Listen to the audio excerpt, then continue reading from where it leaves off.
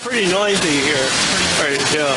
Okay. But remember, like we were talking earlier about how the technology was a little behind the imagination and the ability of the architect.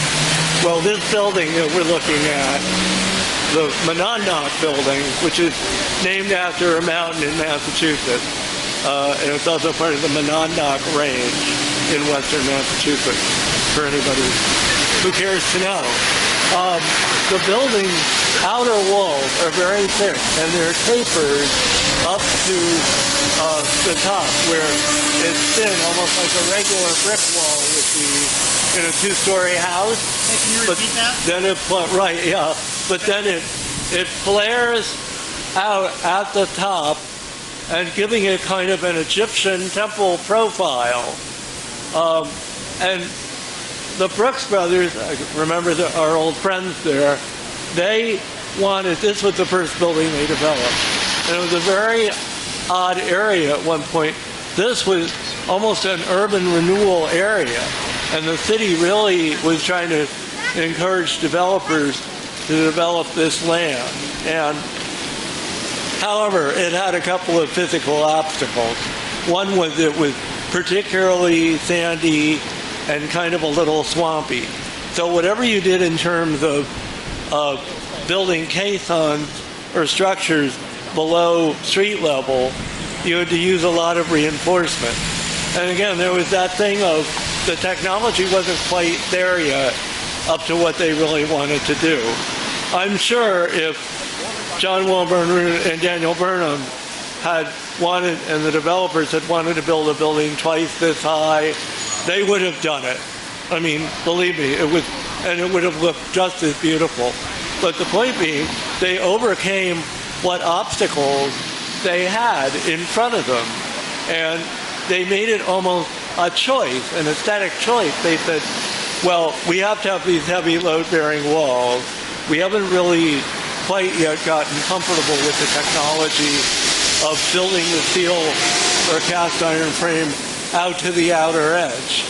We'll build on the inside all the internal columns and lintels and joists and so forth will be cast iron. And then, we're going to cover it in a fireproof covering, which was terracotta tile, one of the early uses of that for fireproofing. As they were doing that, they discovered that because of the weight of the walls, they had to, and the material that they were using, they had to use this tapered design. And John Wilburn Root got this idea in his head. He proposed to the Brooks brothers, he said, one of the early drawings that he had in mind was to decorate the building as an Egyptian-style building. Everybody reviewed this idea aesthetically and said, no, we want something simpler that's, easy to maintain and looks super-duper unique. John Wilburn Root went back to the drawing table and, with Burnham's encouragement, I'm sure, and he came up with this very simple design. And I think it's just effing brilliant. What he did was he kept this dark, almost purpley black pressed brick, very custom looking, but very budget. And he designed this tapered wall, and he just put no ornament of any real sort on the exterior of the building. However, John Wilburn Root, being who he was, Mr. Artiste, like Louis Sullivan, he had to have some decoration somewhere. So it's in the interior. So it's on the doors. It's part of the cast iron stair railing inside, which hopefully we can get inside and see. One of the other challenges is that this lot is nothing like a normal city block in Chicago. It's very long. It's very narrow. You can barely fit to a hallway and, a set of offices lining on the left side and the right-hand side of the building. So there was also the question of very narrow and limited lighting. And you got to remember, electricity was just coming in, and it wasn't what it is now. There was no fancy LED lighting. And so there was that, but there was still a demand for daylight. Well, Root had an idea about that. He created these very almost liquid, fluid, and very sculptural bay windows. And they're almost like a form of decoration in of themselves. And he created these very strong rhythmic patterns of the window openings, sort of varying against the very solid brick masses. And it's kind of funny because you look at the building and you go, it's so thick and heavy, and yet when you look at the building overall, I won't say it looks lighter than it really is, but it had the kind of a lightness and clarity to it that nobody had ever seen in a 19th century building up until that point. And so he really handled a lot of very difficult requirements. And the caissons are very, very deep down in the mucky, sandy, marshy mud, and they're built on these platforms that are, like railroad ties. They call it grillage, which is sort of like everything is kind of knitted together, like your hand kind of crossing together. And it really was an early application of how you could use the materials to stabilize the building in a just a next to impossible situation. Now you contrast that with New York, where there is bedrock, and you have to use dynamite to create even an opening to dig out a foundation. Here they just had to use, shovels and, wheelbarrows, and, they didn't even have really super sophisticated, backhoes or construction equipment like we do now. So you really appreciate the intense physical labor that was involved in creating these buildings and getting them, to stand up, Because the insurance companies were very apprehensive at first about insuring buildings like this. And one of the first early true skyscrapers was designed by another firm called the Home Insurance Company.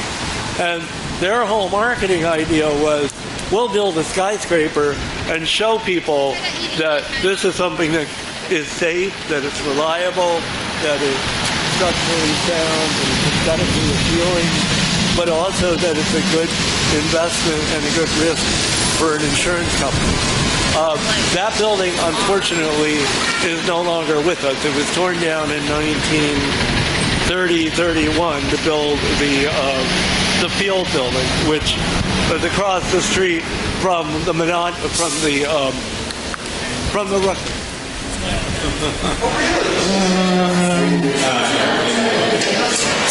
And again, you can